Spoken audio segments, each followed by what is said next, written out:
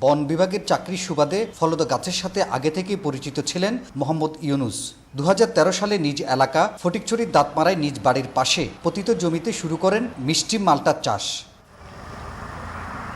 কয়েক বছরের ব্যবধানে মাল্টা চাষে সাফল্য পান মোহাম্মদ ইউনুস। 100 মাল্টা গাছের বাগান করেছেন তিনি। মূলত ফরমালিন মুক্ত ফল উৎপাদনের ইচ্ছা থেকে মাল্টা চাষ শুরু করেন বলে জানান তিনি। প্রতিটি গাছে ফলন হচ্ছে 6 শতাধিক মাল্টা। এবছর 20 লাখ টাকার মাল্টা বিক্রি করতে পারবেন বলে আশা করছেন তিনি।